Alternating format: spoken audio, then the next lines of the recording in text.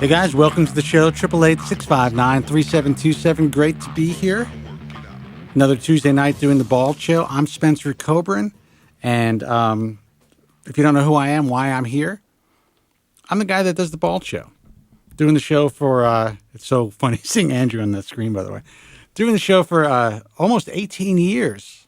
And I will say that in the last 18 years, while I certainly have seen some significant changes in the world of hair loss, in the hair loss industry, in the lives of hair loss sufferers. You know, look, it's a $3.5 billion a year industry, and still to this day, 99% of all products and services that claim to stop, prevent, or treat hair loss are complete bullshit. They won't help you in any way, shape, or form. The vast majority of physicians out there, in my humble opinion, as an expert in this field, as the author of the most read book on the prevention and treatment of hair loss in the world, most doctors out there who are in this industry, A, are in it for the money, and B, are not really going to help you. They're either selling their own lotion or potion.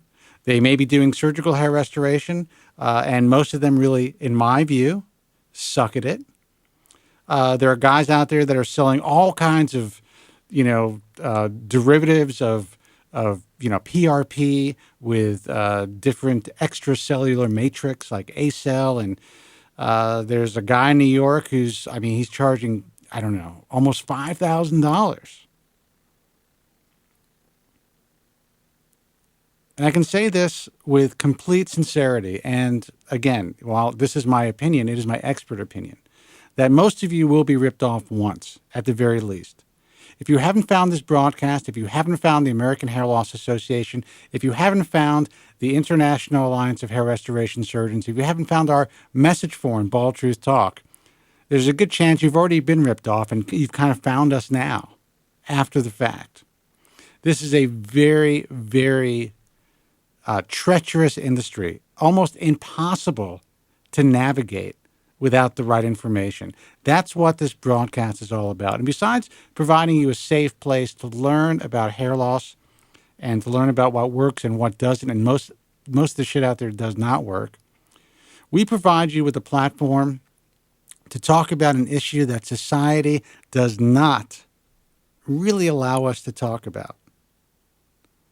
There is a reason why, and by the way, Andrew Zarian is on hold, so I'm going to pot him up in a second. But there is a reason why. In radio, and I joked about this my entire career on terrestrial radio and on XM satellite radio, that I was like the Rodney Dangerfield of radio. That no one in radio really understood the power of what we do, the enormity of our audience. And they didn't really give a shit. They tucked us away on a Sunday or Saturday. And listen, I was thrilled. And then when it was time to kind of, broker my own time on the air, I was even more thrilled.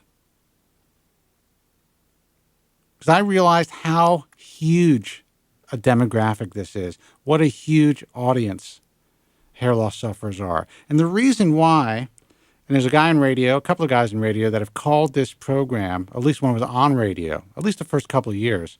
One guy is very well known, and Andrew and I would talk about him. He called this broadcast an infomercial because I was brokering time across the country, even though I wasn't selling any products or services. But I don't know too many infomercials that make the front page of the Washington Post or the style section of the New York Times or the Wall Street Journal or the Pittsburgh Tribune Review or any of the countless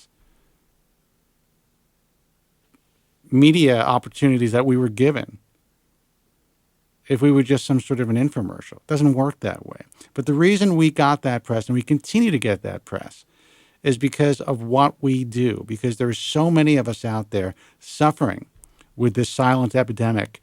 And when people hear that there's actually a fucking show about hair loss, they want to write about it. I was interviewed today, and this is 18 years after the fact, after we started this broadcast, as if it was a brand new show because of what GFQ has been able to do with this broadcast. So, I wanted to bring Andrew Zarian on for a couple of reasons today. One, he is a alleged hair loss sufferer who has started on Propecia. And two, I wanted to talk about, how he and the GFQ network basically gave the Bald Truth a kind of a second chapter in our evolution.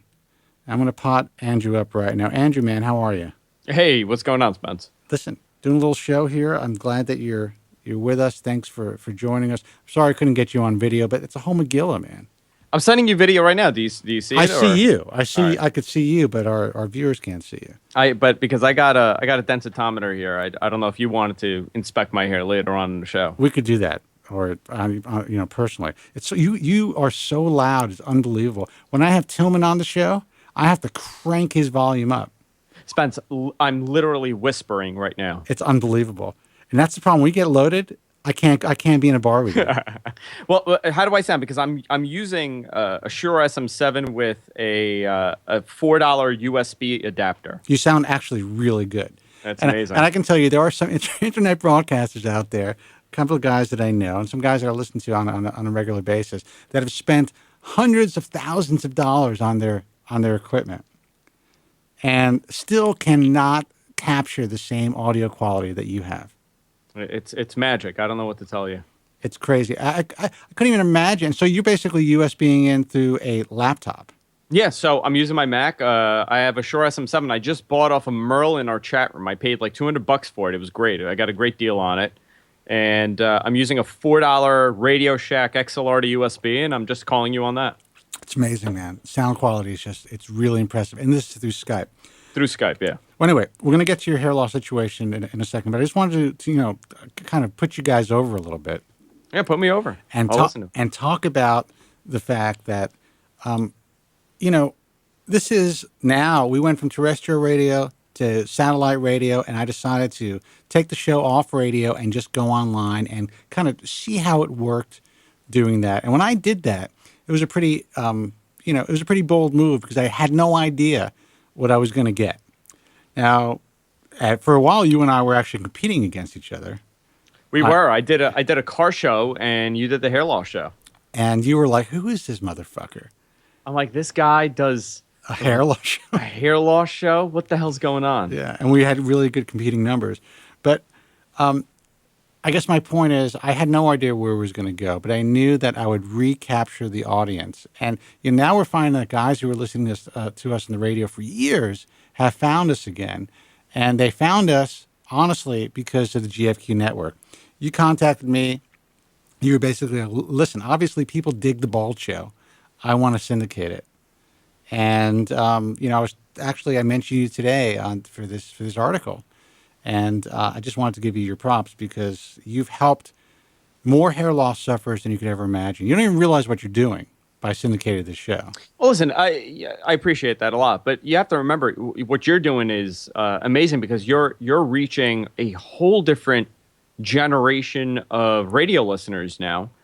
Kids who really would not go to a doctor and get medical advice, but would rather go on message boards and go on websites to get medical advice, and that's not necessarily the right thing to do. Right. So by you doing the show, you're helping out a lot of young guys, including myself. I'm someone that has been changed from the show. Well, that's a great transition. So let's talk about that. I mean, you were a guy. You've been bugging me about your hair for a long time, and I told you I just kind of wanted you to hold off. I mean, while I did see some changes in the last couple of years, I wasn't 100% sure if there was any miniaturization there. I wasn't 100% sure if medication was really the right thing for you. You were kind of forcing that, and you kept saying you want to do it, you want to do it, you want to do it. And you finally did it. But you know what? You were prepared for any possible adverse side effects. But the truth is, you are one of the guys who have had, and there's plenty of guys who are going to say you're full of shit. Because I don't know why, you're a Merck agent or something. I've been accused of that. I've been told I have blood on my hands. I've been accused of a lot of things. Now, isn't that wild? You wanted to help yourself. You made a choice, a life choice, to help yourself, and you decided to talk about this publicly to hundreds of thousands of people to tell your story. And now you have blood in your hands because you have had success with this drug. Yeah, I went on December 4th, 2014, live on your show. I did it at your house. And I have no side effects. The first thing I noticed was that I could pee much better. Yeah, that's interesting, actually. And that was within like 2 days. Yeah. And I've had no adverse side effects whatsoever. I had no shedding whatsoever. Within a month, I would say, I started noticing a difference. And now it's been, 4 months now, 5 months now. Yeah. My hair is totally different. Well, it's interesting. A lot of people, it's very difficult to believe because most people will not see any appreciable results for about 6 months if they are a good candidate for the drug, if it works for them. But in my personal case, and I wrote about this in the original The Ball of Truth, I saw a significant change after about 30 days. And what I mean by that is I had almost a complete cessation, that's a hard word for me to say, of my hair loss. And I noticed that the existing hair that I had seemed to kind of just get slightly, the quality improved. And I started to notice that. And then within about 60 days, I started to see the crown that I was starting to lose pretty quickly. Basically, the miniaturization just reversed itself. And to me, it was, I couldn't believe what I was seeing. It was a fucking miracle. And let me clarify what I was saying. I didn't see this tremendous, oh my God, look at my hair. It wasn't like Al Bundy taking a pill. Right. You know what I mean? Yeah. And I woke up the next day. What I did notice instantly was the fact that I wasn't losing as much hair. And in the shower, most guys listen to the show. That's the point that they realize, oh my God, my hair's falling out. You That's shampoo your hair, you put your hands through your hair, and you see a bunch of hair on your hands. That's terrifying. Yeah. That was something that happened less and less. And I'm at the point now that I barely see. If I see 5 hairs, that's a lot. Yeah, and like I try to tell you that it's possible that things are going to shift a little bit. You may end up seeing some more hair, at certain months. It doesn't mean that the medication is not working for you, but I definitely think that you probably caught. Definitely, probably. I definitely think that you caught your hair in an anagen phase, and you were one of the lucky ones, kind of like me. Now, there are a lot of guys out there who are going to try this drug. Forget about side effects. Who are not going to have the same response as Andrew. They, may have a much more genetically much more aggressive type of male pattern baldness. And, I don't think Andrew, honestly, I don't think it was that aggressive. You started to really notice hair loss after the age of 26, 27. It wasn't like you started to notice it at 18, 19 years old. And I noticed it because of the show. Because I was looking for it, I started noticing a difference in the texture of my hair and styling my hair was a little different. So I kind of fucked you up. No, definitely. The show definitely messed me up. 100% it did. But I'm sorry, man. But it also totally saved your ass. It did, because if I wasn't aware of, and before I met you, I went on Propecia. I know, you told me that. For a month. And I stopped it because I didn't feel like it was doing anything, and I didn't feel like it was necessary to go on at that point. So I stopped it. So I wasn't against the idea. I think the show woke me up to the fact that I may be losing my hair. Yeah. And I was a little bit more aware of my hair loss. And the fact that I do, I'm on video every day, and you can kind of document your hair. You can document your hair and you can document your bloat. Yeah, and I've been doing that for a long time. Oh my God. Well, I'm not talking about you. I look at some stuff and I can't, I lost, I would say I've gone up and down, but at my height, I was a little over 210. I'm down to about 180. If I put the video next to each other, it is fucking frightening to see that change. It's also very, it feels good that I've made such strides, but I noticed, I've been looking at your video, I've been looking at your hair. I saw you in Vegas not too long ago. And the first thing Common Law said was, wow, your hair looks really good. Yeah. And I noticed that too. And this is not, again, we do not work for Merck. I don't make a fucking dime off of, Listen, talking about this drug. I would love to work for them. Yeah. You know what? You should actually. I can't. I wish I was getting paid to, to talk about this and to document how this is going for me. today, I know we're going to go into why I went on and everything, but today Yeah. I had a meeting, and the guy left after my meeting, and there was these two guys, probably in their mid-30s, just talking. And I don't even know how the conversation came up, but he said something about his hair to the other guy, and the other guy goes, "Oh, look at me, I'm losing my hair." And he started talking to him about Propecia. And I was listening to the conversation. I ended up having a full conversation about the whole thing with them, and I hung out with them for a little bit. But the guy was talking about pretty much he started losing his hair, and his friend told him to go on Propecia. And he went to a doctor, and the doctor goes, "Yeah, you look like you're a good candidate. You're young, and it's thinning. It's early." And he's been on it for 8 months, and he's had no side effects. Yeah. It's funny. Again, I have there's no reason for me to talk about this drug except how it's changed my life. It's changed your life. I certainly believe that the adverse side effects do occur. I certainly believe there is something to this post-finasteride syndrome. I don't know exactly how that phenomenon occurs. I also believe that there are a few doctors out there that are really pandering to those guys who are suffering with this. There are some good guys, and there are some guys who are really just pandering and trying to make a buck. That's the way that it is. And I want young guys to understand that you have a real choice. And it's not a choice of keeping my hair or keeping my sex life. It's a choice of, keeping your hair potentially, or a very small, relatively minuscule, possibility of adverse side effects with this drug compared to any other drug on the market. So when people go online and they read this stuff, it is frightening. I say it all the time. I would never have taken that drug in a million years. I get what these guys are concerned about. And Andrew, I want to take a call in a second, but Sure. you actually, even online, one of your friends, so it's this woman, warned you and said, "Oh, don't take that. It fucked up my husband or something." Yeah. I mean, you saw it. Yeah.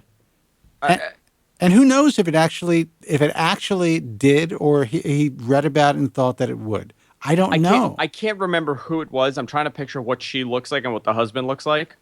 Yeah. But there's a lot more to it than, hey, I no longer have an urge to have sex with you because I'm on this medication. Well, also, yeah. I mean, there's a lot of possibilities, but yeah. I mean, Yeah. we'll see. But let's take a quick phone call, and then I want to get back to your story. Hey, man, you're on the air. Who's this, and where are you calling from? Hey, Spencer, this is Brian from LA. How are you, man? Brian, man, what's going on? Hey, I figured there's a question that I've been wanting to talk to you about for a little while, and this segment kind of is a good one, I think, to throw it in there. But All right. as you know, I've been really happy with results from temporary, and I'll stress that word, temporary scalp micropigmentation. Right. But I guess the final nail in the coffin, for me, for dealing with hair loss would be that I have been on Avodart for a very long time. Yeah. And there's two side effects of it that I think they're from Avodart, and I want to know what your experience with it is. But the first one is a slight sexual side effect. It's not that big of a deal, but it would be, I'm maybe 80%, 90% of what I used to be from what I remember. But the one that's more disturbing to me is Now let me cut you off before you complete your thought. Now, you think you're 80 to 90% of what you used to be, and did that happen right away when you started taking the drug? No, it took a while. Is it possible that you're 80 to 90% of what you used to be just based on aging? I mean, that could be the case. That I started to notice that difference when I was, 20, 25, 26 years old. I've been on the drugs since I was, 22.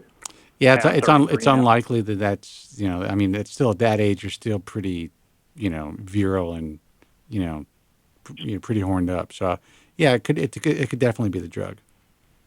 Okay. Then the more bothersome one for me is fatigue. I have gone to multiple doctors for, fatigue. I just want to freaking sleep all the time. And no one has been really able to give me a good answer as to what that is. I've done sleep tests and this and that, but I've just been reading a lot about how, essentially this is stopping the conversion of testosterone to DHT. And one urologist in particular told me, he's like, when your body's not converting it properly, all sorts of things could happen. And even though this doesn't show, my testosterone blood levels are fine, everything is fine, but he said if it's not getting converted properly, it's not doing its job. Well, I would say that's... I actually have a question. What were your testosterone levels?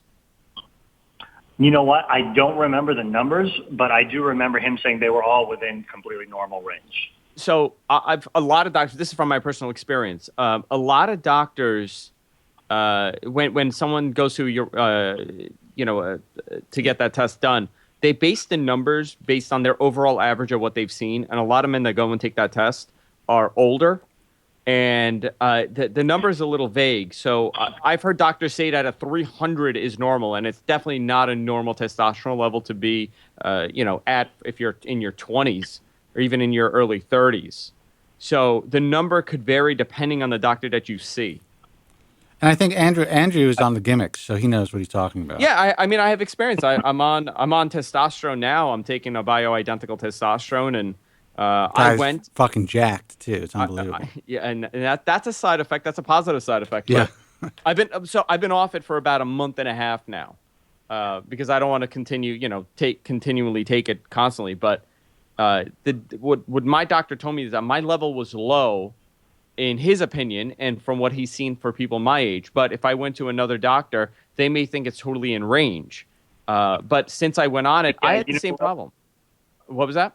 I think mine, I've had multiple readings done, and it's all over the place. But in one reading, I was down in like the 300 level. He said it could be anywhere from like 3 to 9 or something like that. No, a 300 is not good. Because mine wasn't my testosterone. I'm 30 years old, so I don't know how old you are now, but 33. Okay, so I mean you're in my age range. At 30 years old, you should not be in the 300s. That's not considered normal. I mean, I wouldn't consider that normal. Is it possible that Avodart could be the cause of that? Well, I would say, and again, I'm not a physician, and but I definitely have heard guys who are taking dual 5-alpha reductase inhibitors, especially Avodart, they have these kind of, obviously you're more prone to adverse side effects because you're blocking both type 1 and type 2, so you the conversion is much less. So you're blocking like up to 90% of your DHT. It makes sense for hair, but I can definitely see that it's possible that it's causing some fatigue. I have heard that before. Guys have written me before, and I've told them to speak to their doctor about, maybe getting on Proscar or Finasteride. So that's certainly a possibility. But I tried those drugs, and I tried Finasteride. Unfortunately, I think I'm one of those guys who just has a really, really aggressive gene, and it did not work for me. Right. And I think, the only reason I'm revisiting this question now is because I've called your show several times in the past couple months to explain to people how happy I am with the temporary scalp micropigmentation. And, I shave my head both directions now, and I'm really happy with the look. And it just might be that time for me where I'm just kind of like ready to let the hair go if I'm okay with shaving it all the time and just having the SMP. It's a little bit frightening. It's like I spent most of my 20s fighting it, but if for the trade-off, if I can get a full sex drive back, but mainly to reverse some of the fatigue, I would be all for it. But at the same time, it's like, what if I go off the drug and neither of those things get better? So it's just like I have questions. Well, and that's a possibility. But what I would certainly do is I would consider talking to your doctor about tapering, maybe just taking less of the drug to see if maybe, because listen, this drug is built up in your body for a long time. Your DHT levels take a certain, first of all, also has a long half-life.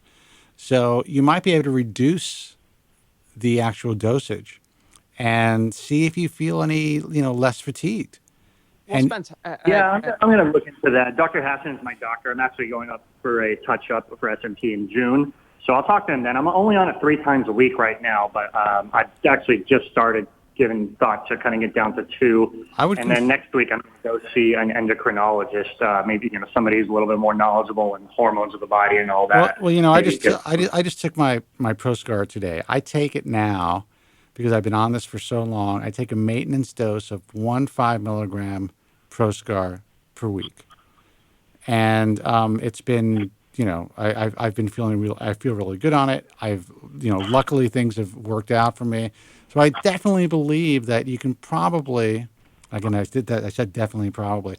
I believe that you can probably maintain what you have, and lower your dosage to see if that helps with the fatigue. And you should definitely talk to your doctor about it. And you should definitely see an endo and see what they think. But, I have to tell you that sometimes when you go to a hormone specialist, you're going to kind of get mixed vibes. I mean, they're going to tell you one thing. Some of these guys are really anti 5-alpha reductase inhibitors, and I understand why. So, you kind of have to, listen to what he has to say, but you also have to take, all the information and in the end, make your own decision. Have you thought about getting TRT at all? Repeat that, please. Have you thought about doing TRT, any kind of testosterone replacement therapy? It hasn't been recommended to me because at least according to my doctor, I understand what you were saying earlier in the discussion, but according to my doctor, my testosterone levels are in the normal range. But if you're saying 300 isn't in the normal range for a guy my age, then, it is something I would consider. Well, first of all, Andrew's telling you this. He's not a doctor. Listen, I'm not a doctor. I'm just going based on experience. I wouldn't consider 300 normal for a 40-year-old. Sure. I do think that it's low, and I was told by multiple doctors that it was low. The first time I did a testosterone test, I was 25 years old, and this is before I went on Finasteride, and it was low. I was not told to do any kind of testosterone replacement therapy at that point, but the doctor that I'm seeing now he's an anti-aging guy, and he's a little bit more progressive when it comes to prescribing things like Finasteride and testosterone and HCG to kind of make you feel better. I felt the exact same way where I was tired all the time. I would crash at 2 in the afternoon constantly to the point that I just wanted to sleep. And when I went on testosterone, it totally changed me. Within 3 hours, I felt different. No, but you're cycling it though. Yeah, I'm a little bit more responsible about it because I know people that have been on a long term. From what has been told to me, the amount that I'm doing is such a small amount that those high risks don't exist. But I also don't want to be reliant on it, and I feel that what it does, it boosts my testosterone to the level that it should be at, and I'm able to maintain it with healthy eating and working out. I use it as a little bit of a boost to get my testosterone up there. I'm probably going to go on it again within a month or so. I decided to go off it to see how I feel, for a couple months without being on it. So, I mean, I think, listen, I'm not here. I definitely, because I've been a hair loss sufferer for such a long time, and I would love to take that shit. Because I'm almost 50 years old and I can definitely see some changes in my body. I am terrified to fuck with my testosterone because I don't want, things have been good hair-wise. I don't want to fuck with it. You're a different story, Andrew. You're a young guy. You're also, kind of started Finasteride and the TRT, that's what it's called, treatment, at the same time. You've had success with it so far. I don't want to fuck with it. Mike, I don't know how you feel about that. I'm sorry, Brian. Oh, yeah. I guess at first I was in your shoes, Spencer, where I had maintained my hair for a long time. And so I was on the Avodart, hair was looking okay. And it would terrify me to mess up that regimen. But now with the fatigue setting in and, minor impacts on my sex life, going off it and I guess getting it in a place where, the body is regulating it normally would be the ideal situation for me. Well, I definitely think you should talk to Dr. Hassan about it and talk to, and there's no reason why you shouldn't see a hormone specialist. But if you were to get off of it, I would take a while to taper. Even though it has a long half-life, I would not just shut it down. Yeah. Okay, that's right. This is it's a really tough thing to deal with. Like you said, an endocrinologist might have his own opinion. When I first shared this with my rheologist, I told him I was on Avodart. He kind of laughed at me, literally, and just it sucks because a lot of these doctors don't really understand the emotional side effects or the emotional effects of hair loss. So they really dismiss it. I mean, I told him I'm taking Avodart for hair loss. He's just like, you need to get off that drug. And I'm just like, well, you don't know what I've been through emotionally and actually how much this drug has actually helped me. That's right. So it's tough. Even in the hands of a lot of good medical professionals, you still have to you get your. And this goes for all your listeners out there. And like you were saying earlier, like you need to see the right doctor and the right people, and you have to be intelligent and do your own research and everything. You don't just walk into somebody's office and listen to what they say because they have a white coat. Exactly, and that's well said. Do you know how many guys who are experts, when I tell them I take one finasteride, one Proscar a week, they're like, I don't even know why. I mean, what's the point of even taking it? Because I've been doing this for over 20 years. I know my body. I know what works. I know how I feel. And it wasn't because I was concerned about long-term adverse side effects. I kind of I loaded up and I read about intermittent therapy years ago. I wanted to give it a shot. And I felt fine taking 5 milligrams a day. I really did. But I didn't think that my body needed it. And, so far, so good. And now I'm in a position where if I do start to lose ground, I have a long ways to go to up my dosage. I have a lot. I have a lot of latitude there. So, but yeah, I mean, listen, you're definitely in a tough situation, but it's not as tough as it was because now at least you feel comfortable with your, with your new SMP situation. And by the way, I think the email was from you. I did get an email, correct? Did you send me an email? Yes. Okay.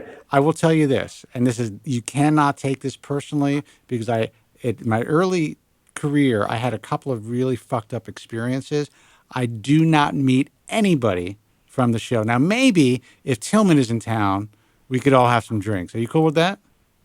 I'm cool with that. Yeah, no, All right. I completely understand given your position. All right. And please don't take it personally. And that's why I wanted to bring it up. It has nothing to do with you personally. I don't know you. You sound like a great guy. I know that Tillman knows you, but when he's in town and you guys hook up, we can all go out and have some drinks.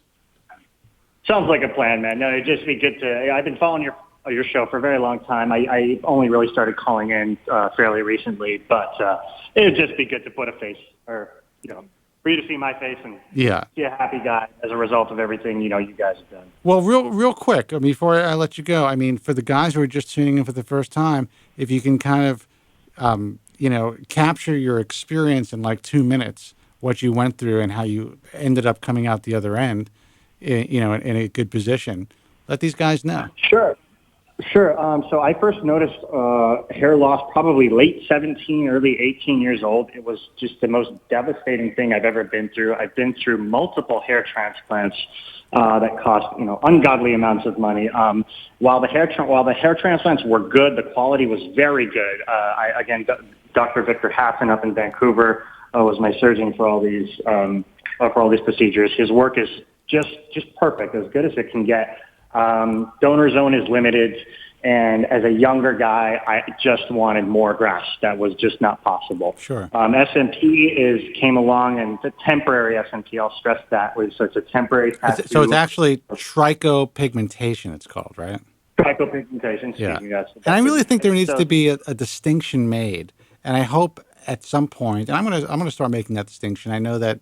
Jill Tillman has come on the program and has made that distinction. It's a very important distinction because there's a lot of clinics out there that are promoting this permanent SMP. Some clinics are better than others, but I will tell you that there's a company here in LA. They basically hang outside of they have a truck with a huge SMP sign outside of Western Bagel, and it's done in the back of a hair salon. It's just some tattoo artist. So, terrible. Yeah, and that'll start to look real bad after a couple of years. So might look good at first. But oh my God, I've seen it after a couple of years. I've seen it after a year turn blue. Yeah. So I'm one of the guys who went in. I got it done, and basically I have a shaved head right now, but it looks like I have a full head of hair with just a shaved head, and that's a look I'm actually just really happy with. I swim. I do everything. Like hair loss does no longer hold me back from doing literally anything. So it was really my way of coming to terms. Now, how has it changed your interpersonal life? Were you married before? What was your situation?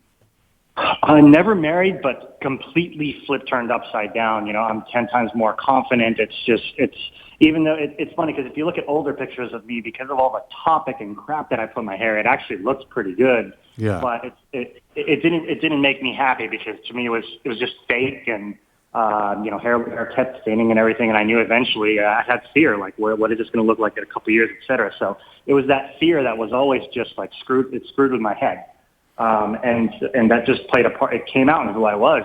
It's no confidence and always just lacking in that area. But now I have this look, and to some it may not look as good, but to me it was like, okay, I look like I have a full head of hair. It's just short, and I've got 100% confidence. Dating is easier. Everything is easier. I enjoy swimming. There's no activities that I'm just always self-conscious about.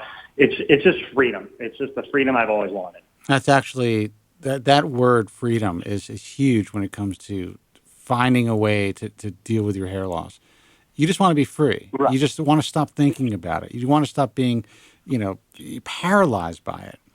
And there was a significant time, years of my life where I was. Now, I kind of went in the opposite direction, and I self-medicated and went to bars, and my whole thing was like, I'm going to get as many women as I can because, I guess I needed that, to kind of prove that I still had this, I still had my mojo.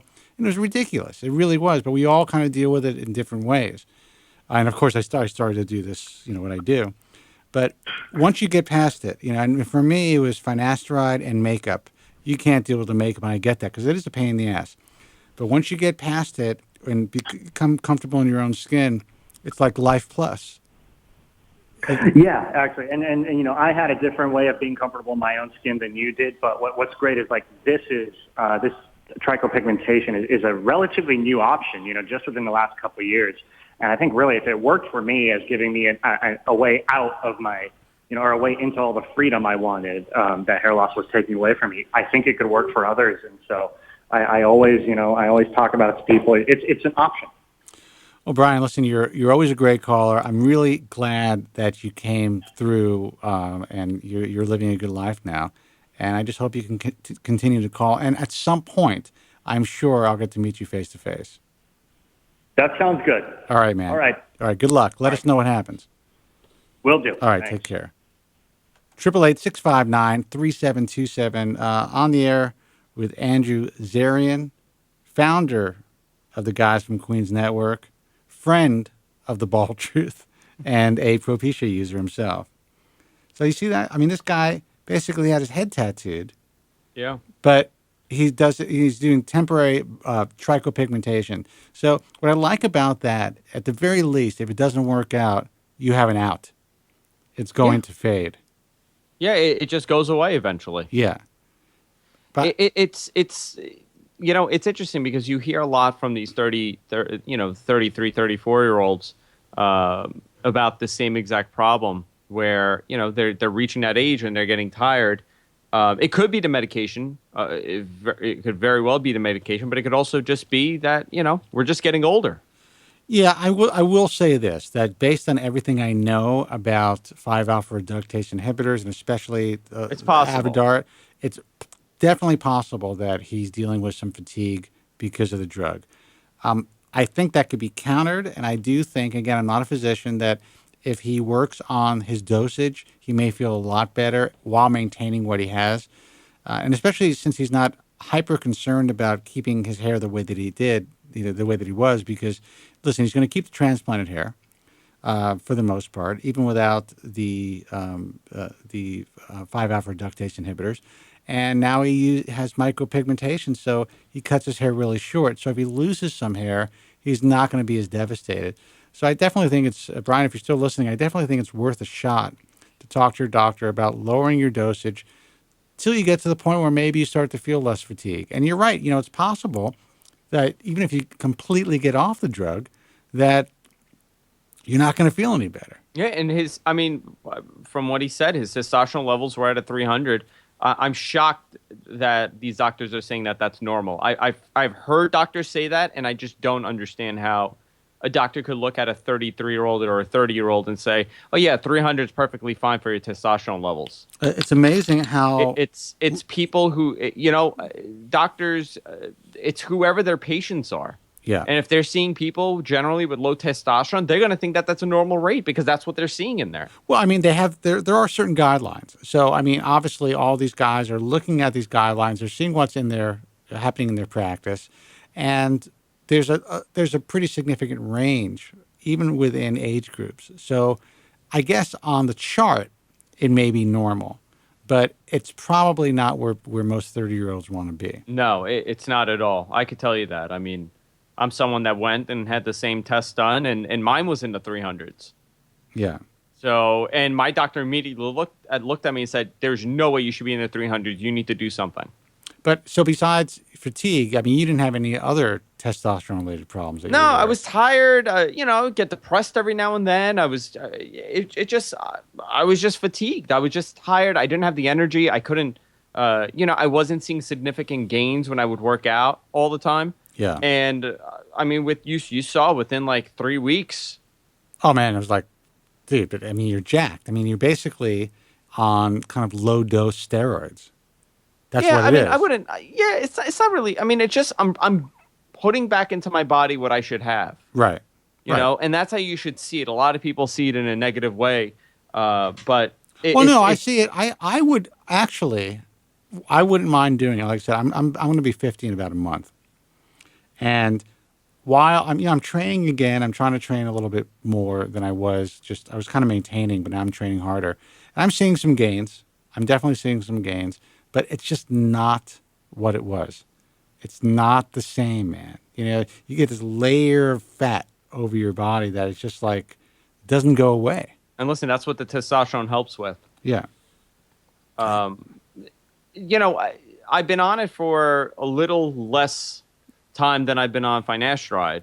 So I don't know if that's helping in any way, but my testosterone levels were low before I went on it. Yeah. So it's not the medication that's done it. But finasteride could actually, because you're blocking the conversion of testosterone into dehydrated testosterone. So you actually, say you block it by 65% or up to 70%, you are actually creating a more free-flowing testosterone by blocking that conversion. So a lot of guys, and I definitely saw this when I first started taking the drug, I had a significant surge in sex drive. I was working out at that time pretty hard, and I noticed that my gains in the gym were just fucking spectacular, actually. I mean, there were people. I remember I was at the New York Health and Racket Club.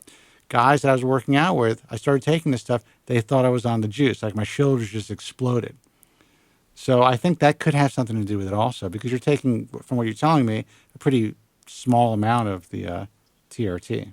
Yeah, it's a very small amount, and I've been off it for a month and a half now.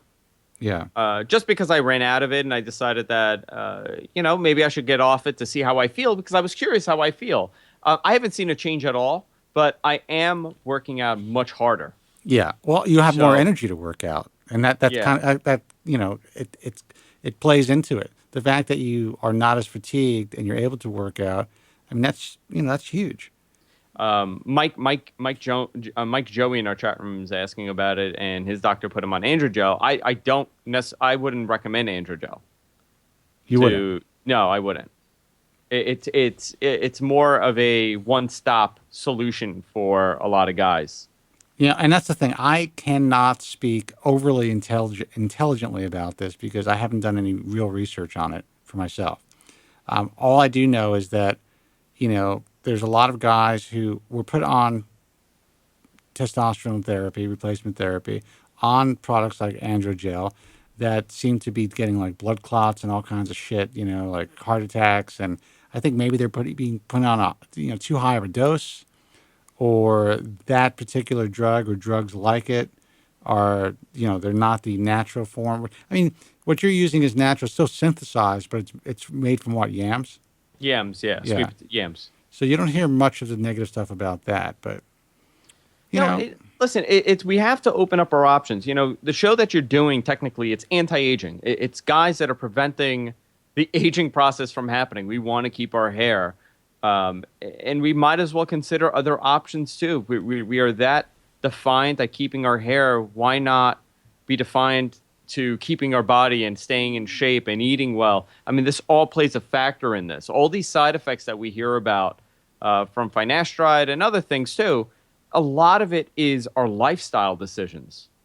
I definitely think that some of it is, and I think that lifestyle plays a bigger role than most of the guys who are complaining about side effects realize. And if they were willing to really change their lifestyle and drastically change their diets, I think that some of these adverse side effects that they're dealing with, whether it's from finasteride or other drugs, may not occur. Let's take a quick phone call, and then we're going to take a break. Is that cool? I'm whatever you want, Spence. All right. I'm your co-host. All right, good. Hey, man, you're on the air. Who's this, and where are you calling from? How are you tonight, Spencer? Joe from Staten Island. How are you, man? I'm miserable, man. How are you? Why are you miserable? What's going on? I don't know. As you know, I'm bipolar. Now I'm in a bipolar state of depression. Well, I'll tell you what. I said I wasn't going to do this, but because you're not feeling well today, I'll do this for you. My name is Joe from Staten Island. My name is excuse me. My name is Would you like to may reiterate it? my name is my name is my name is Have you heard it? Excuse me. my name is my name is my name is Joe from Staten Island. Does that help at all, Joe? Yes, it really did help from a good friend like you. All right. Who will be an old man in a month. I will be, yes. I mean, some may consider that old. I consider it just another day, man. I live one day at a time. Well, just think of it. The first time we had dinner at Morton's, you were 32. Yeah, that's depressing if I think about that. With your beautiful handbag. It wasn't a handbag. It was what I call a man purse. Andrew has one, too. You liked mine. Mine was expensive too. Yeah, well, mine was cheap. Yours is actually nice. I had to carry mine because I didn't know, who this guy was. And I had, the hairspray and the mace and the comb and the mirror, And Mace, you take yourself from me, right? Yeah. Well, I want to discuss two things tonight as it relates to the hair. Hold on, Andrew. Is he low to you? Or is that... No, he's fine to me. Okay. Go ahead, Joe. First of all, I want to dispel these rumors on the Bald Truth and other forums that Allergen has shoved Rabanoprods. This officially is not true. No, it's not. But you know how these cats are on the message forums, man. They got to keep it going. They got to either be really negative or they got to be really overly hyped and overly positive about stuff. They need that, that fix. And I understand it. I mean, these guys are desperate. But do they derive pleasure from there being no super treatment today? Do they derive pleasure from that? There's, the saying, misery loves company. And there is some sort of camaraderie there in that, in commiserating on the forums. So I kind of understand that draw. That's the psychology behind it. I mean, these Allergens will be speaking to these psychos on the message forum. I mean, are these people for real or what? What I like to tell people who are on the forums, and there are companies on the forums that go on there and, in my view, pander to these a lot of naive guys. This is what I've learned. We provided our users the opportunity to be in contact with real scientists, real researchers, guys who are doing some really cutting edge stuff, and they all scared them away. They didn't want to deal with the negativity, whether it was, Ken Washenik coming on board or Craig Zarian or, what is his name? Hall from Replicel. These were all great opportunities to kind of like be right there, have contact with these guys. But all that was destroyed by the way these guys act on the message forums. So now what happens is they're so desperate for, to speak to somebody who either claims to be in the field or claims to be putting out a new product or service that, they kind of allow themselves to be pandered to. So there is this. I can't explain what it is. It's an interesting phenomenon. I find it very bizarre, and I find it very depressing.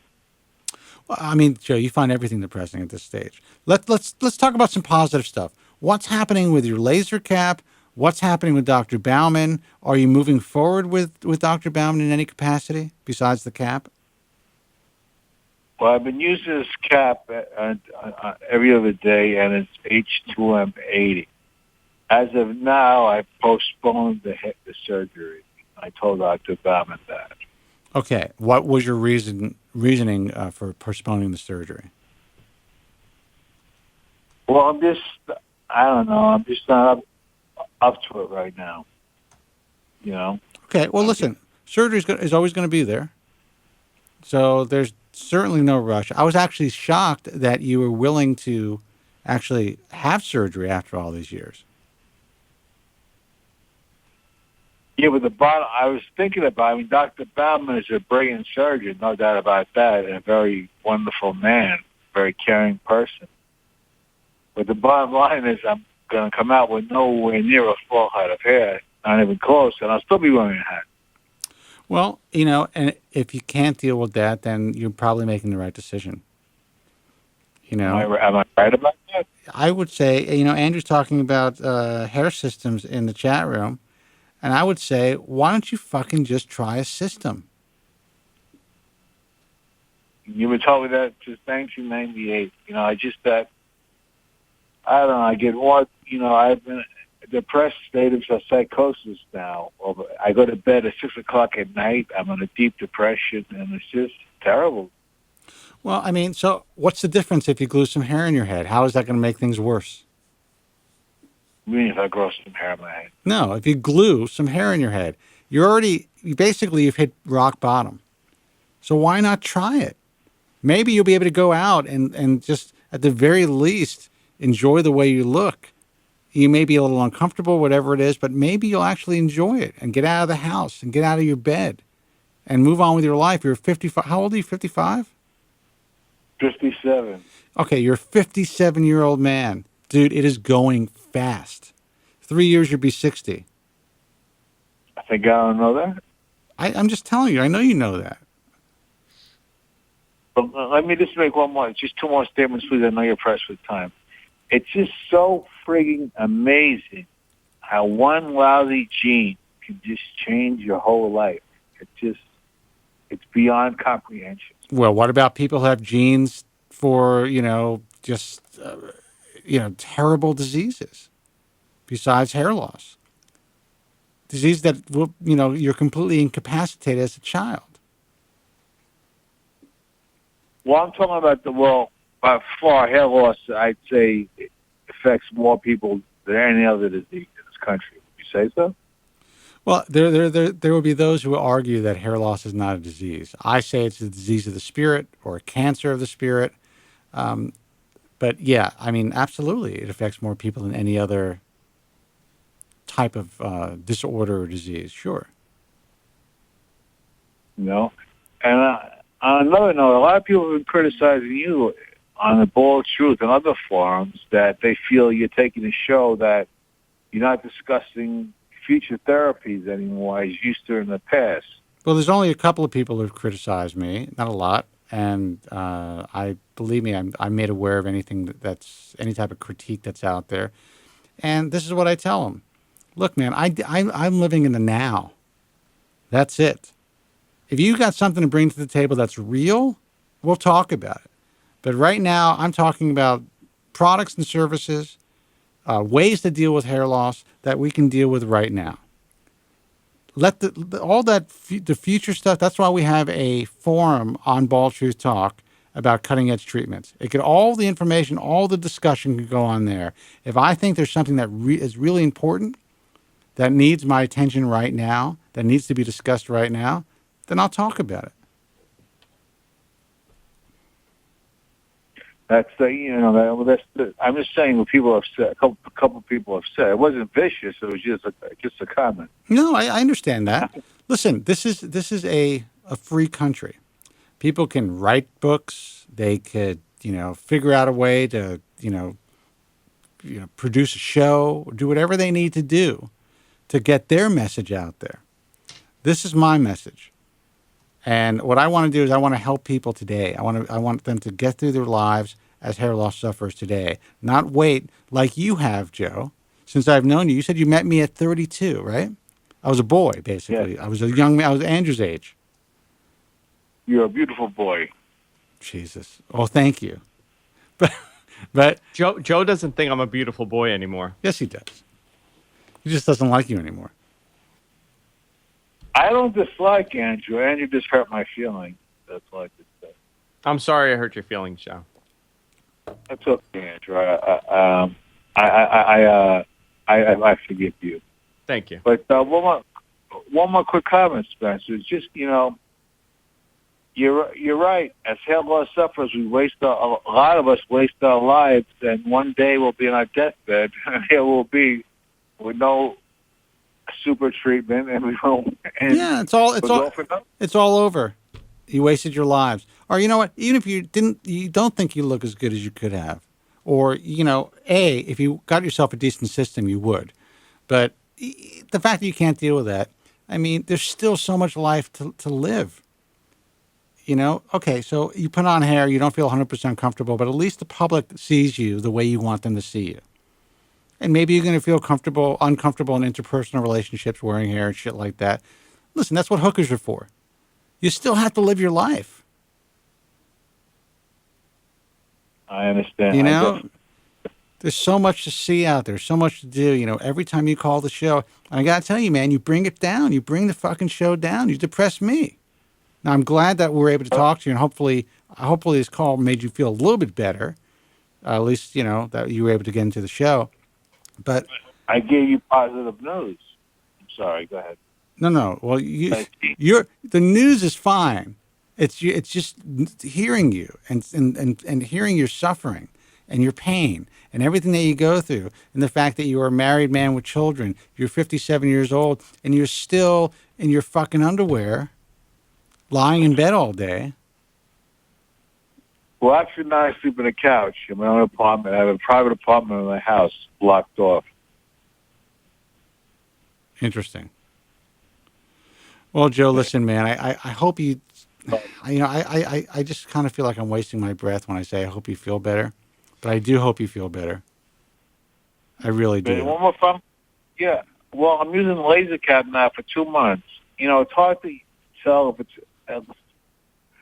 It looks like it's getting longer, but I don't know. It's hard to tell.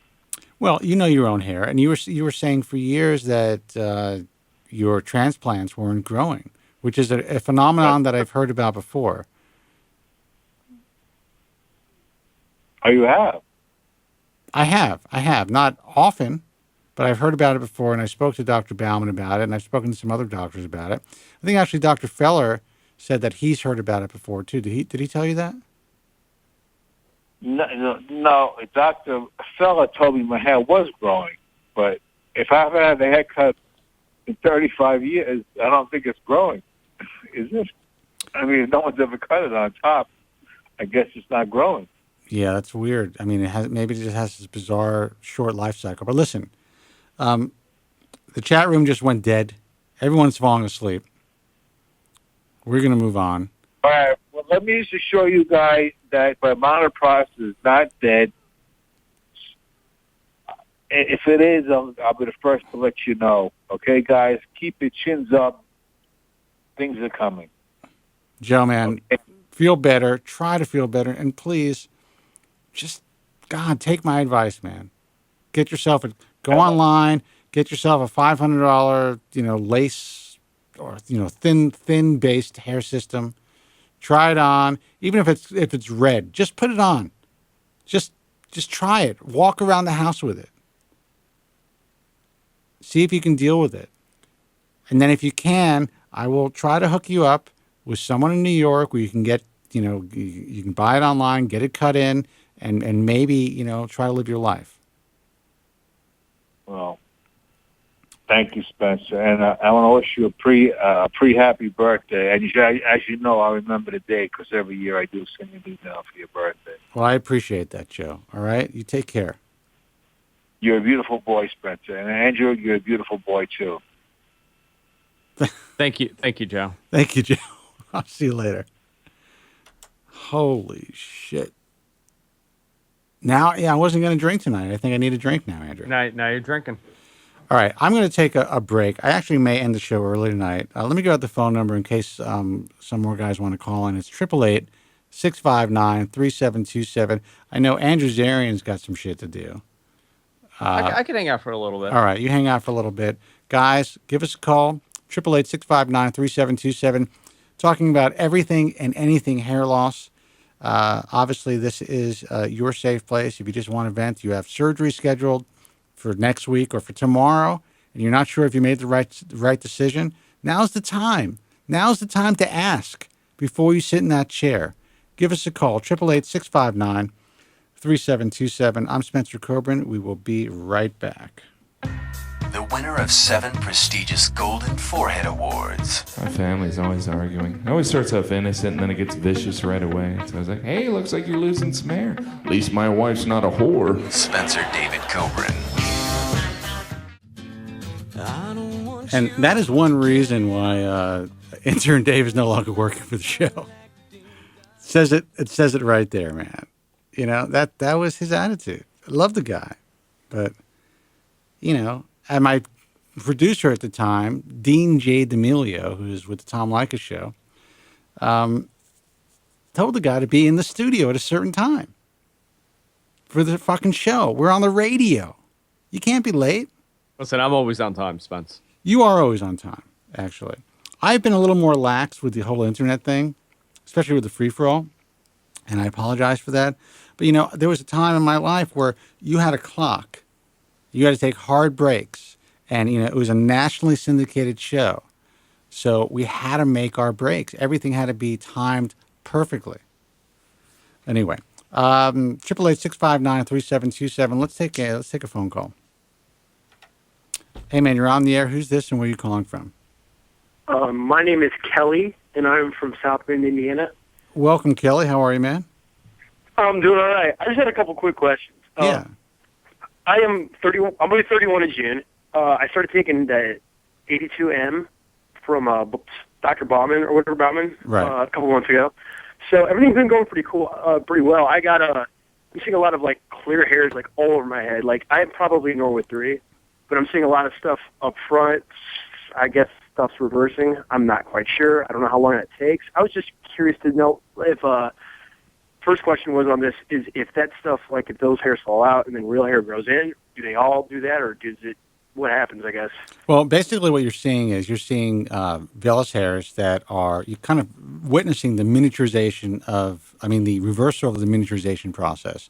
So what you probably are seeing is you're seeing hair that was once really almost completely invisible. It was there, but you couldn't really see it. Now that process is starting to reverse itself. So these are hairs in the last 3 to 5 years, I'm guessing. That's what they say. I think in some cases it could actually be longer, but they say basically you can regrow hair. Whatever hair that you lost in the last 5 years, it's possible to regrow some of that.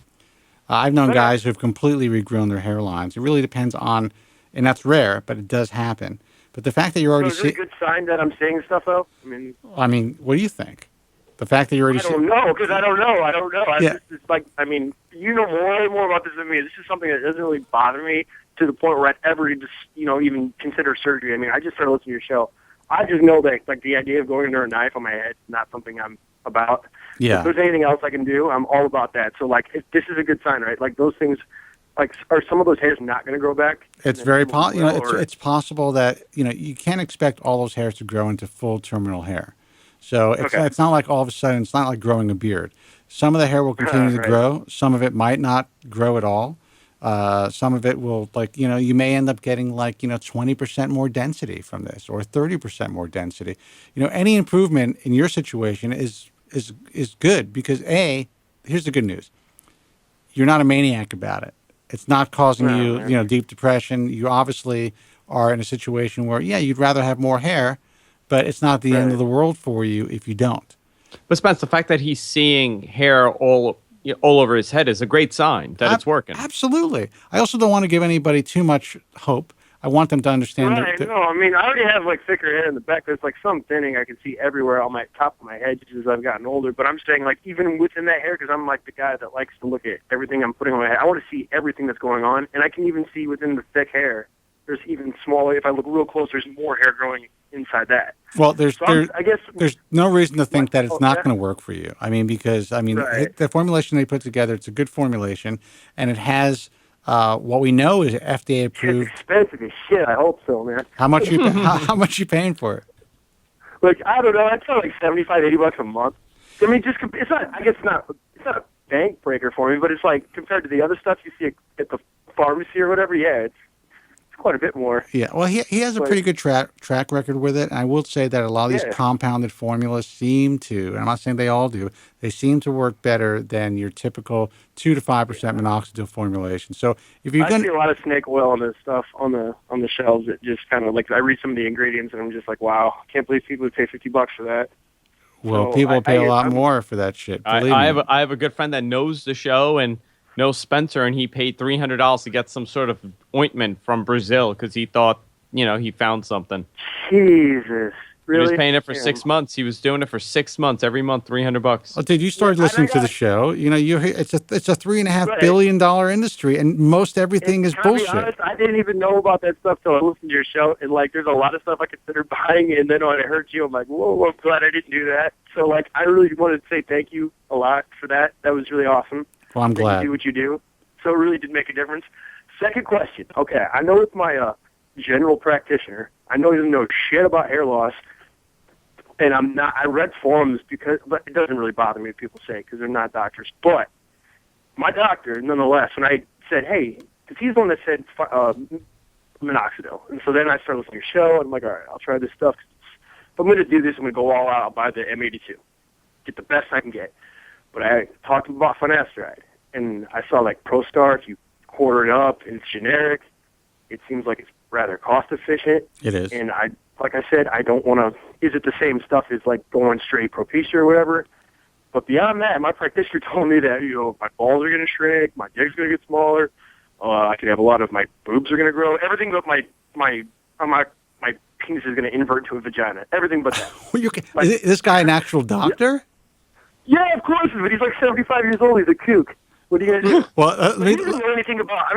Let me tell you something. He's a general practitioner. But I will tell you this: that I was seeing a doctor in New York for my hair loss many years ago, who's selling his own concoction of minoxidil. It was a stronger strength of minoxidil with retin A, and he was one of the first guys to do it. And it was working to some degree. But I had brought him an article that I read in 1992. This is how old I am, about this prostate drug that they were testing for hair loss. That was Proscar. And right away, he told me exactly what your old doctor told me. He goes, you cannot fuck with that. That is dangerous stuff. You're going to grow boobs. You're not going to be able to have children. Your balls are going to shrink. Everything he said to you.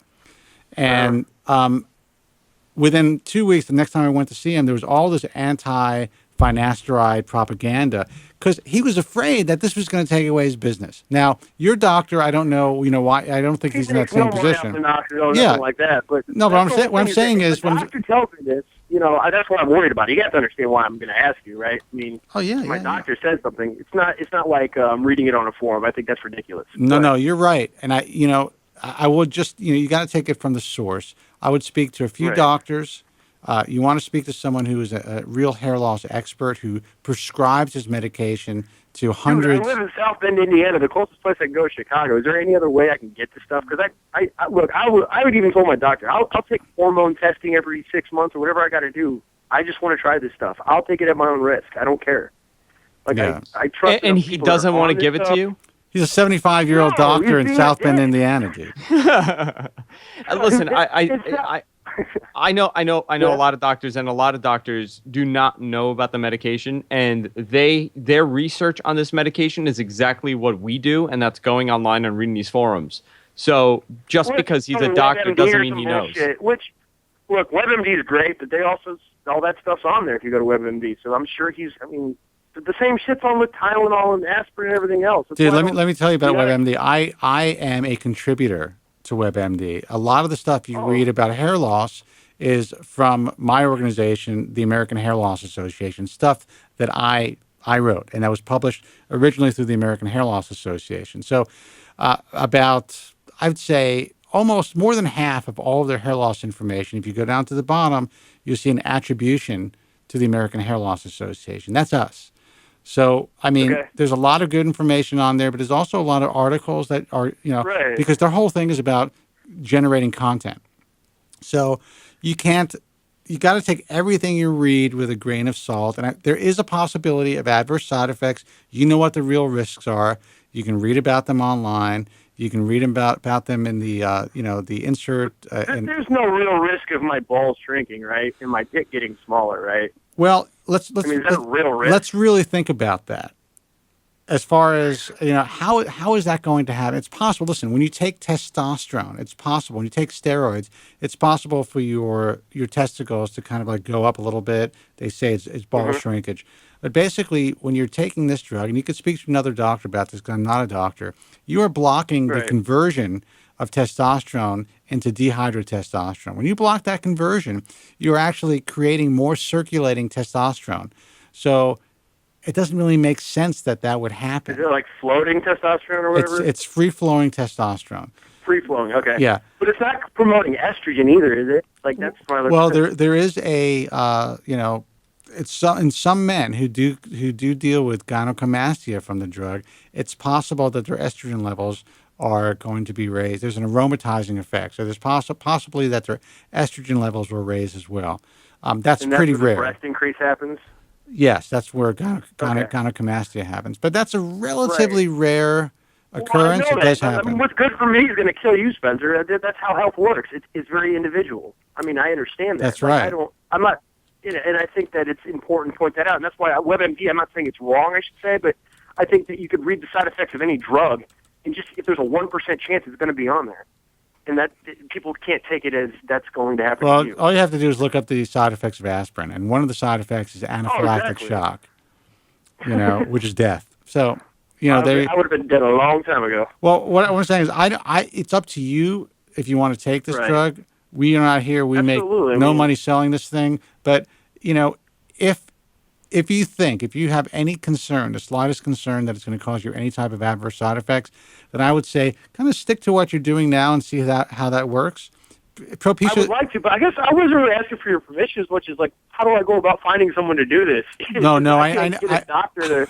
This guy's funny. I know you're not asking me my permission, and I appreciate you saying that. Yeah, but no, because I'm not. Well, what I mean is because I know you're very much. Look, I'm not telling you to do because I know you're not a doctor, and I would never accuse you of telling me to do that. But do you know somebody like what kind of like a dermatologist? Is there somebody in that field would be good? I would definitely see if you can't see a dermatologist. I would call them up and ask them beforehand if they are comfortable if they prescribe Propecia because you want to have a hair loss consult. Even before you sit down with them, don't waste your time. Call the doctor and ask them that directly. And then maybe after like 6 months of being on the drug, is there any kind of testing I should do to make sure that everything is looking okay? I mean, is there like there is a school of thought where you should basically have your PSA checked before you take the drug to see what your baseline levels are. As far as your testosterone stuff, I mean, there are guys out there that do it. You can talk to your doctor about it. Some doctors will recommend liver enzyme testing because most drugs are metabolized in the liver. But I don't do anything specific. I do get a yearly checkup, and I get my blood work done. I've been on the drug for over 20 years. Andrew, goes to an anti-aging guy. And before that, I don't think you've ever seen a doctor. I haven't gone to a doctor in about 10 years. Andrew, aren't you taking testosterone on top of that too? Yeah, I'm doing TRT. This guy's a fucking walking time bomb, man. You don't want to listen to him. No, listen. I haven't suffered any side effects from either one. With other drugs, right? Say it again. It's finasteride. So I'm going to be honest with you, because might as well be. I mean, I'm on the antidepressants for a long time, and I also take ADD medication. So is that stuff going to interact with finasteride? Well, what's interesting about finasteride, it is one drug in the PDR that really has no other drug interaction listed. Okay, But you still need to talk to your doctor about it. All right, dude? Absolutely. No, right. I'm just forewarning to even see if it's worth even looking into, because if there's a lot of complications, obviously it's probably not a good idea. But that definitely we'll bring that up to them. Now, do you take like Adderall and shit? No, I don't take Adderall. Okay. I don't take Adderall. I take Inserta. It's a methylphenidate. That's an amphetamine. Okay. So. All right, man. Well, listen. It's a little different. Wish. Thanks a lot for your help. And I'll call back and let you know how it goes. Yeah, sure. I wish you the best of luck, man.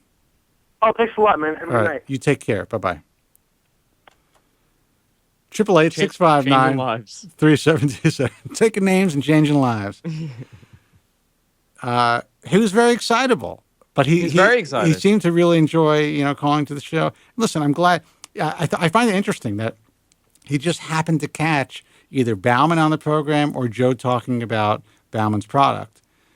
But the fact that he's seeing vellus hair already it's a significant thing. I mean, it definitely means that there's something happening. I mean, and the thing about M82 is the fact that it's not sticky. It just dissolves. Once you put it in your hair, it goes away. So, yeah. Or your overall experience with it over the counter Rogaine, just topically is going to be a little better. I fucking hated Rogaine, man. I tell you, and I can speak freely now. I mean, there was a time when I was on national radio that the makers of Rogaine.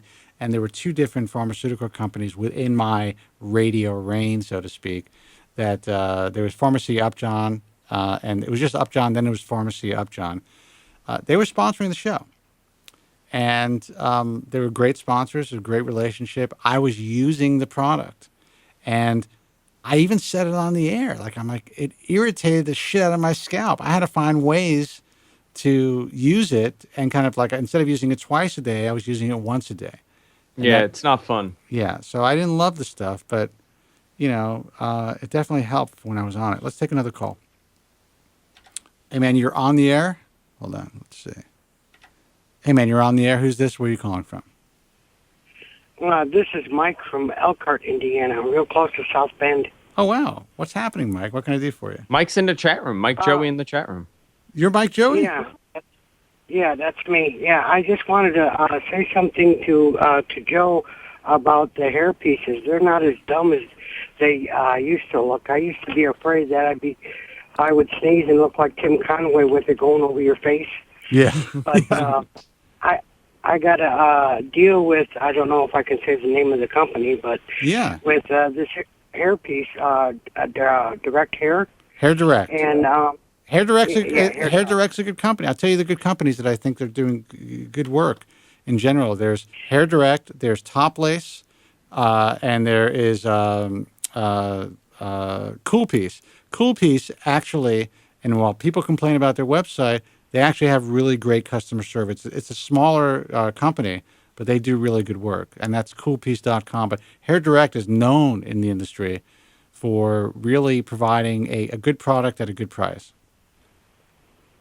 Yeah, but the deal that they gave me is they gave me 2 hair pieces for a year for $79.99 per month, and I tell you, it makes you feel totally different. I'm the same age you are, Spencer, other than I was born in October, but and I've been balding actually since I was 17 years old.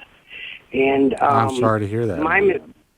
My mistake was after I started balding, I used Rogaine and didn't see no change within a month or so, and I stopped. Yeah, I lost more than I had before. So I called this Hair Direct, and they hooked me up with the hair piece, and you don't really have to do anything to it because they had to do to it in the box. All you have to do is just bring it home, wash your scalp, and just attach it. So you're basically getting 2 hair pieces and accessories for about $900 a year. Yeah, that's actually what you get. That's actually pretty damn good. That's incredible. That's a great So what are they card. doing? Are they pre-thinning it? Are they pre-cutting it and then sending it to you?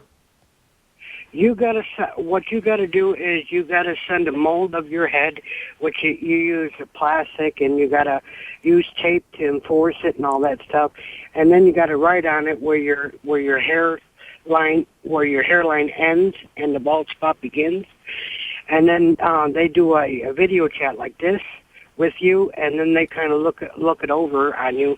They're real thorough on this, and then they ask you what kind of hairline you want. What kind of style you want. They make suggestions of what you can do, what you can get, and they put it all together. It takes like 10 weeks to get to you, but as soon as they get the payment in, it gets all sent to you right away, in 10 weeks. Well, okay, so tell me about your experience. I mean, so you never wore a hairpiece. You're 50 years old. When did you start wearing it? This new piece I started wearing about 6 months ago, and it's a little bit different than the first one. The first one was the mono plastic, and it made me sweat like a stuck pig. Yeah. But this one is like the Swiss lace, right? And you don't even feel like you have it on. Now, what about the attachment? How do you attach? Because I know that because the Swiss lace is porous. So what do you use, like tape in the front? The part of it in the front, they use a little bit thin tape. Right. But that makes me sweat. Because I'm a leukemia patient, so I'm sorry. I sweat very, very, very, very easy. So I just leave that off, and I add the extra glue that they send me on there, and it kind of holds down. The only thing I'm afraid of is going swimming with it. That's the only thing that scares me. Well, how often do you go swimming? 5 years. How often do you go swimming? Well, I haven't been swimming in 5 years. Well, if you felt comfortable, how often would you go swimming? Probably once a week. Well, I'll tell you what. If you give yourself a fresh attachment, that shit's not going anywhere. Just make sure it's a fresh attachment. Go in there and tack it or do whatever you have to do. I don't know if you're wearing tape or glue. You said tape makes you sweat. Glue. Yeah. I mean, it's not water soluble, so it's not going to go anywhere, man. Just make sure it's tight. Like when you glue it on, like grab it and make sure that it doesn't come off. Because a fresh glue you should really be able to maintain it for at least 3 or 4 days where it doesn't budge, and so the water won't do anything to it. Now, listen, if you go swimming, you jump in the pool, and your hair falls off, don't blame me. All right? I won't. All right. But they actually said I should let it cure before I actually jump into a pool. Well, how long do they? For about 24 hours.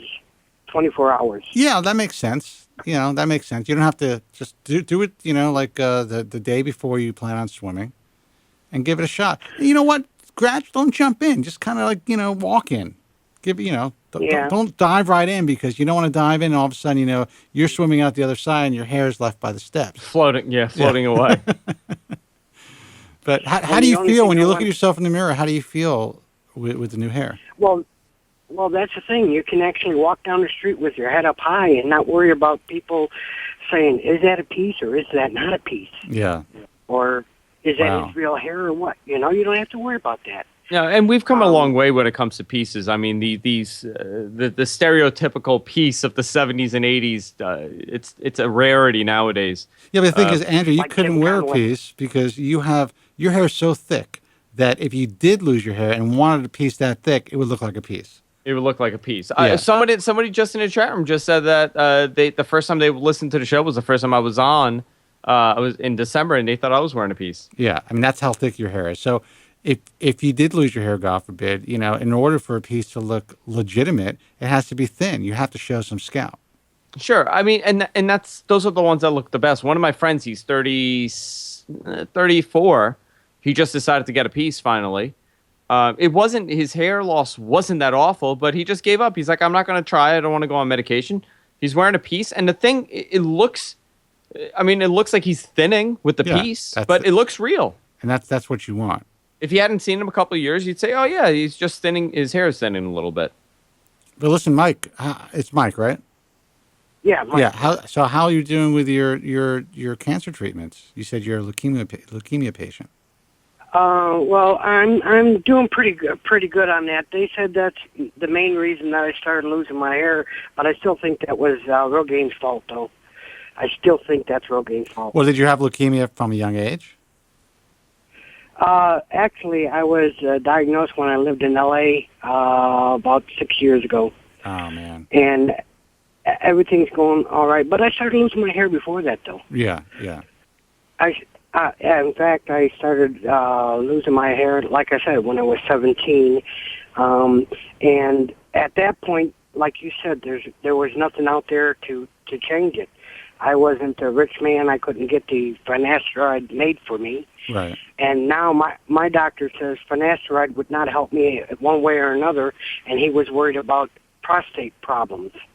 Yeah. Well, I mean, there's also a school of thought, and there are some studies that show that it may be a prostate cancer preventative. But now they're saying that there was a new study that came out that said that guys who drink more than, say, 7 drinks a week and take Proscar could actually increase their risk of a more aggressive form of prostate cancer. Well, I'm screwed. That's it. I'm thinking about all the years I've been drinking on this stuff. But you just don't know with studies. I think everybody is an individual, and but like you said, if you've been losing hair for a long time since you're 17, you probably have significant hair loss. Finasteride probably won't help you, and I think you made the right move. They said I'm a Norwood 6 virgin on a Norwood 7. Yeah, well, I mean, you're full blown, man. That finasteride is not gonna help you out. So you must look like a completely different person at this point with the new hair. Actually, I look a little bit like Larry from the Three Stooges. Oh, really? Yeah. So is that the hairstyle that you decided to? No, that's not the hairstyle I want. No. Without my piece, no. With my piece, my hairstyle is almost the same as yours, Spencer. All right. Well, that's. But I just wanted to tell Joe that Joe from Staten Island that my grandfather said when I was a kid, if there's something about yourself you don't like, do something about it. Change it. And my change was the hairpiece. Well, Mike, I think those Great are advice. words of wisdom, and I hope that more young guys are listening because they're putting their lives on hold. And Joe is, he's older than you. He's 57 years old, and I've known him for a long time, and he's never lived his life, at least since I've known him. No. And I was getting like him for a while, too, because I was staying in my room, not doing nothing, playing on the computer all the time, and not going out, but the actual hair actually changed me quite a bit. Well, listen, I have a life now. Congratulations, man. I'm happy for you. And, good luck with your health. And, call the show again. Let us know how you're doing. I will. If it wasn't for Andrew, I wouldn't have called tonight. Well, I'm glad you did. I'm glad he told you to call. Okay. All right, man. You take care. You too. All right, bye-bye. But see, that's a great story. No, that's a great story. By the way, Cool Piece updated that website. They did? Yeah, it's a totally different website now. All right, let me check it out. Yeah, coolpiece.com. That's a great story because here's a guy that, he's a Norwood 6. He's at the end of his hair loss. I mean, really, there's nothing you could... I'm not going to say nothing, but there's not much you could do beyond that. And he decided to put on a piece, and he's happy, and it changed his life. No, dude, it makes all the difference in the world for people, and Joe is just so fucking stubborn. And yes, Cool Piece did change your website. So any of you guys who have been complaining about their website through our resources, it looks a lot better. And like I said, they really provide, really good customer service. Most of the guys that contact us say that out of all of the companies, they really like this company, and I think they're pretty inexpensive. Yeah, and they have a good example. They have real photos of their customers. Yeah, I have to take a look at it. But yeah, I'm looking at their prices. I mean, a custom piece from $240, that's fucking cheap. Yeah. I wonder, maybe that's some sort of a thing like this other company does where they give you a year and you pay monthly or whatever. I have to check it out. But anyway, these are great options for guys. And guys, you got to live your life. You can't be afraid to live your life. If someone says something, or if you meet a chick and then you have to tell them you're wearing a hairpiece and they don't like you because of that, well, then whatever it is, you gave it a shot. Fuck them. you look good in the mirror, you get up in the morning, you're able to go to work and live your life. That's what counts. Yeah, that's what matters. Are you happy with who you are and what you're doing? If you're unhappy, do something about it, just like Mike said. Absolutely. Guys, listen, we're gonna close up shop early tonight. I'm a little tired. I don't think it's because of the Propecia. I just think, just getting old. You're just getting old. Yeah. Andrew Zarian, thanks so much for hanging out with us tonight. It was a great show. Well, thanks for having me. It was busy. It was a lot of fun. And congratulations on your hair success and the fact that you're doing so well on Propecia. I think it's great. What does your wife think? You know what? She did not. By the way, your video dropped for the feed. You're having some internet issues. She was one of these people that did not initially think I needed it until she saw a comparison of side to side. Yeah. And her exact words were, "Holy shit, I'm so glad you went on it. I'm so sorry. I regret saying you should not be on it." Yeah. Yeah. I mean, she was one of these people that didn't think I should be on it. She read all the side effects. She thought my hair was fine. And, 4 months, 5 months later, I've reversed it by a couple years. I mean, it's unbelievable. They all think your hair is fine, but, you're unhappy with it. And I tell people that all the time. And whenever I tell people that I'm on Finasteride, their answer, their reaction to me is, "Why? Your hair looks great." And I go, "Yeah, because I'm on the medication. Yeah. I'm on it, and that's why it looks good." They go, "Well, I thought it's for people that were bald." I go, "No, that's the last person that should be on it. It does not really work that well if you're a Norwood 6.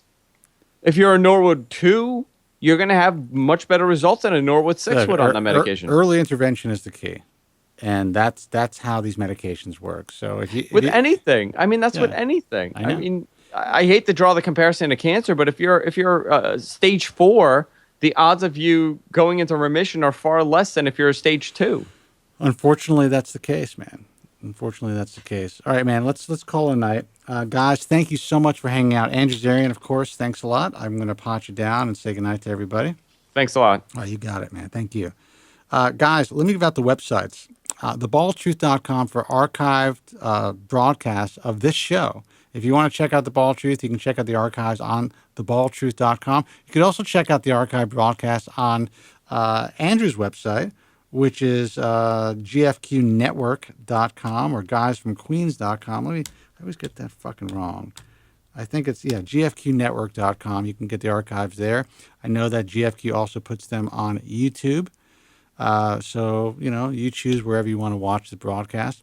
You can check out our message forum at baldtruthtalk.com if you want to interact with other hair loss sufferers, if you want a place to learn and to share. Just realize you got to take what's on any message forum, including ours, which is quasi-private. We don't allow a lot of the bullshit on there.